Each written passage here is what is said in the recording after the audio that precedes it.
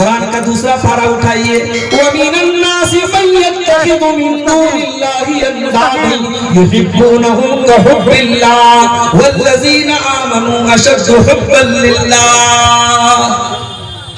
लोगों में कुछ ऐसे भी लोग होते हैं जितनी मोहब्बत अल्लाह से करनी चाहिए उतनी मोहब्बत वो दूसरों से करते हैं, जबकि ईमान वाले सबसे ज्यादा अगर किसी से मोहब्बत करते हैं तो अल्लाह से करते हैं। जो मकाम अल्लाह को देना है वो किसी और को आप नहीं दे सकते।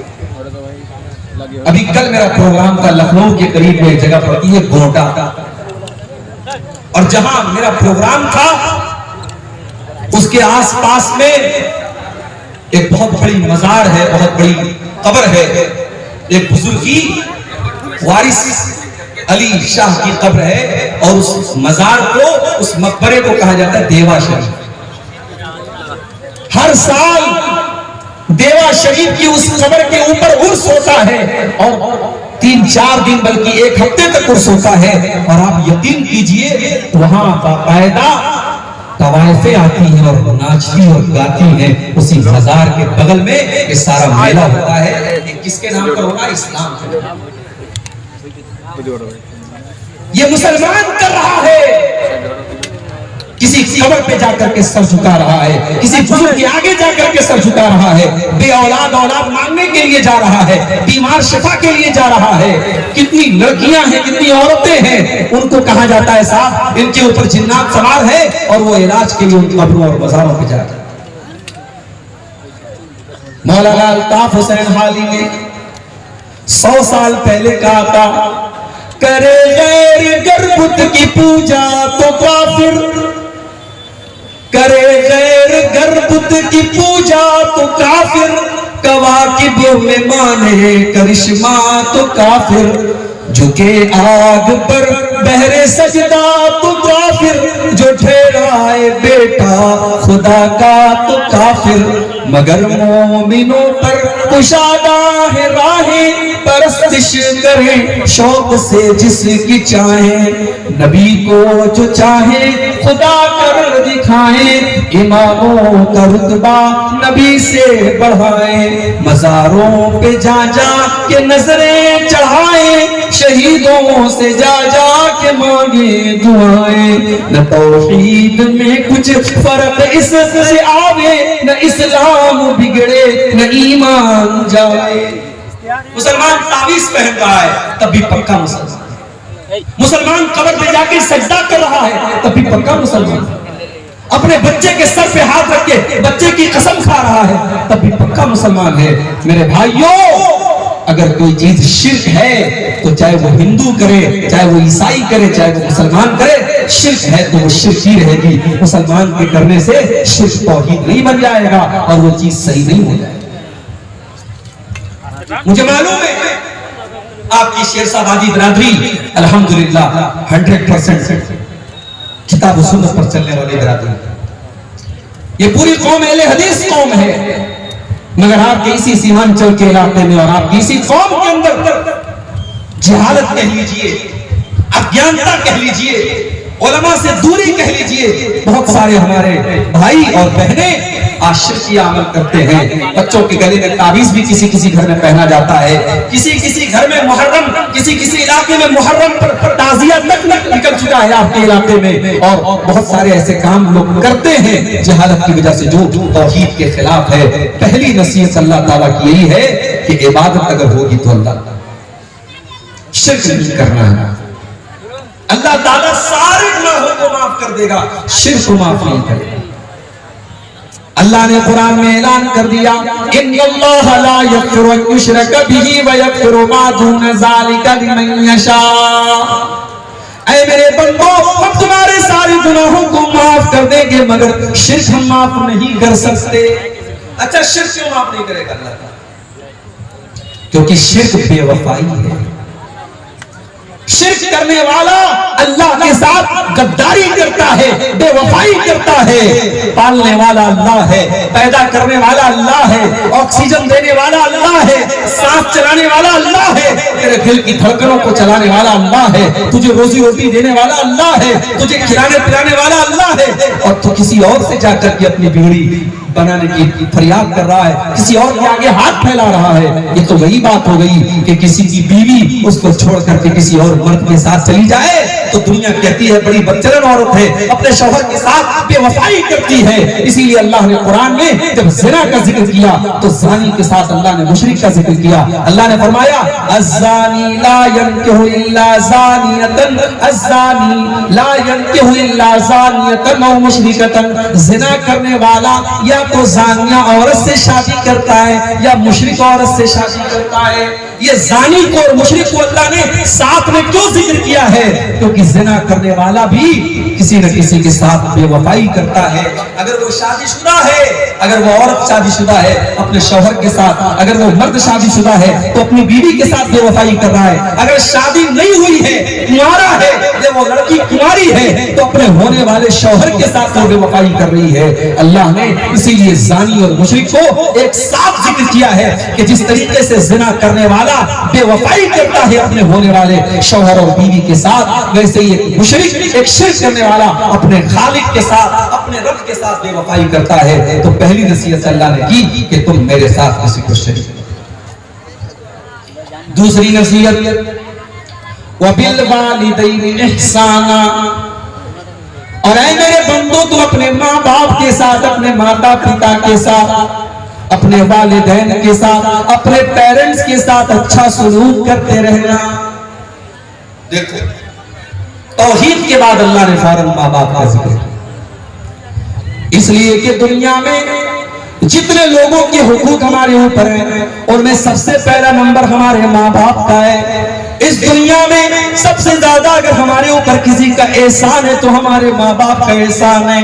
माँ को देखो 9 महीने अपने पेट में रखती है, 9 महीने अपने पेट में रखने की तकलीफ आपकी माँ बर्दाश्त करती है, और जब 9 महीने पूरे हो जाते हैं उस बच्चे को अपनी जान पर खेल करके, अपनी जिंदगी को दांव पे लगा करके वो माँ जन्म देती है।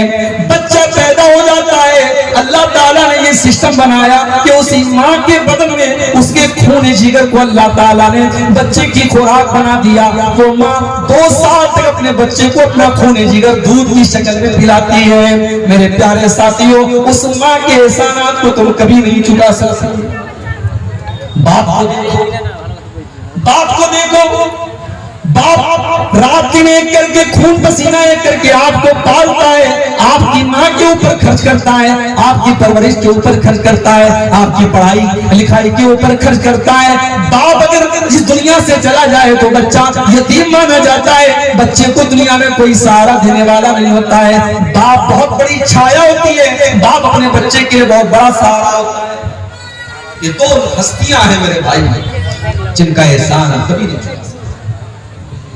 अब्दुल्ला बिन उमर ने देखा एक आदमी खाने काबा का तवाफ कर रहा है, अपने कंधे पर अपनी बूढ़ी मां को बिठा करके खाने काबा का तवाफ कर रहा है और बहुत खुश बना हुआ है। जब उसने तवाफ को कंप्लीट कर लिया, 7 चक्कर उसने खाने काबा के लगा लिए, अपनी मां को कंधे पर बिठा करके उसने तवाफ करा लिया, उसने उम्रा करा लिया, उसने हज कंप्लीट कर लिया। अब्दुल्ला बिन उमर के ऊपर नजर पड़ी, कहता है कि अब्दुल्ला बिन उमर, आज मैंने अपनी मां का हक अदा कर दिया, मेरी मां ने मेरे ऊपर जो एहसानात किए थे, अब्दुल्ला बिन उमर आज मैंने अपनी मां के उन एहसानात को चुका दिया, आज मैंने अपनी मां के एहसानात का बदला उतार दिया। अब्दुल्ला बिन उमर कहते हैं वला वला ज़फ़रतन मिन ज़फ़राति उम्मिका, अरे तेरी माँ ने जब तुझे जन्म दिया था, तेरी माँ के मुंह से जो चीख की आवाज निकली थी, तेरी माँ जो चिल्लाई थी, अभी तो तूने उस आवाज का भी हक अदा न किया, अभी तो तूने अपनी माँ की चीख का भी हक अदा नहीं चुका सकते। न माँ के एहसानात का बदला चुका सकते, न बाप के एहसानात।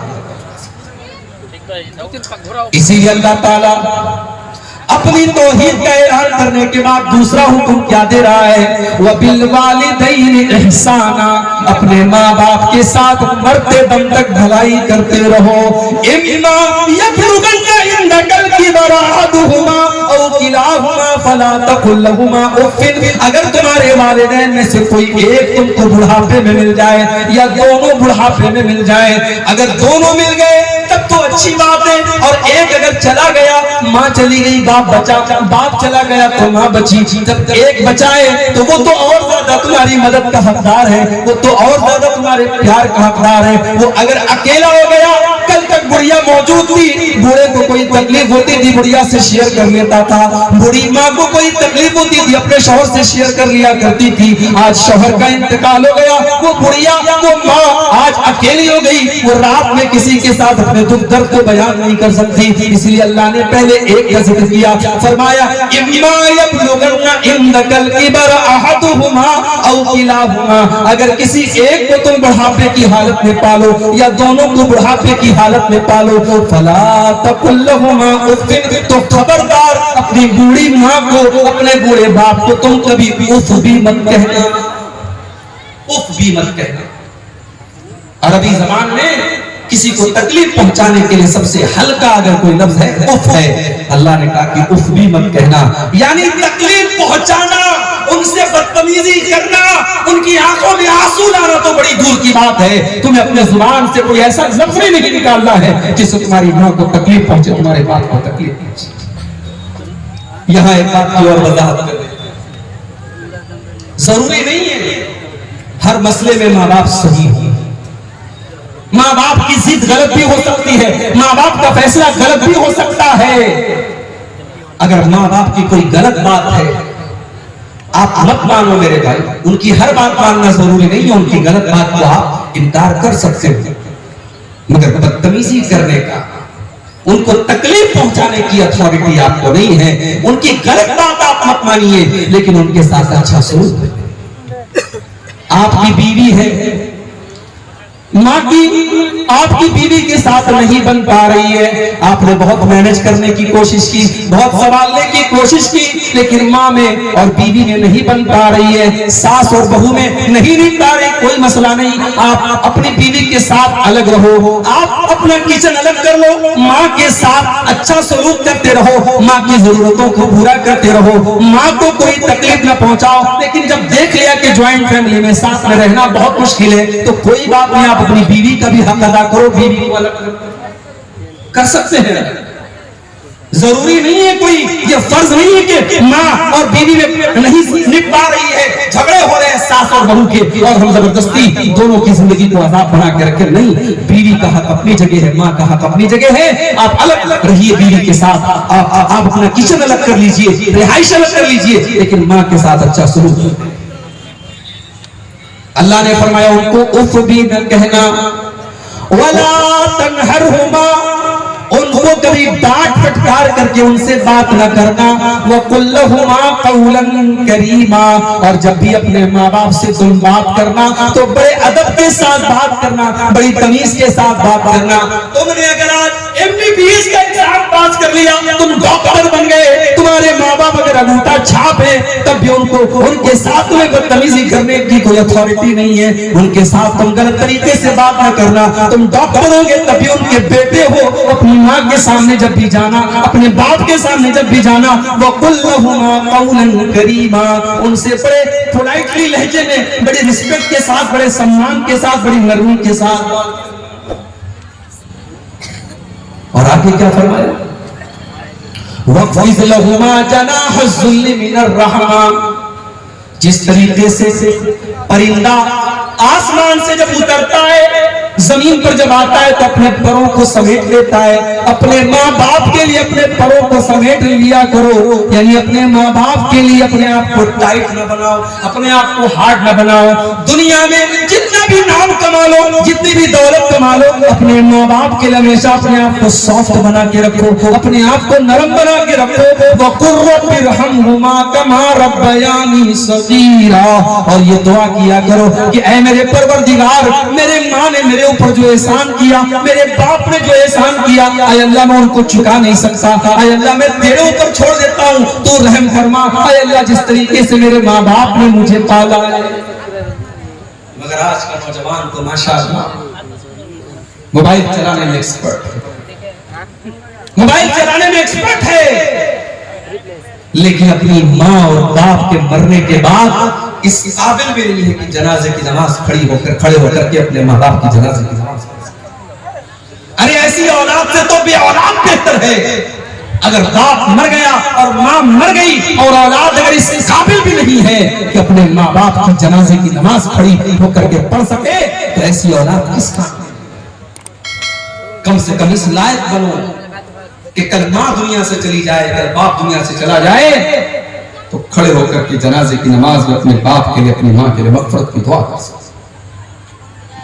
और मेरे भाइयों, ये मदरसे, ये छोटे छोटे मदरसे हैं ना, इनको ये मदरसे बंद हो गए तो आपके बच्चों को जो छोटी छोटी जो दुआएं आती हैं, ये दुआएं भी कोई सिखाने वाला नहीं।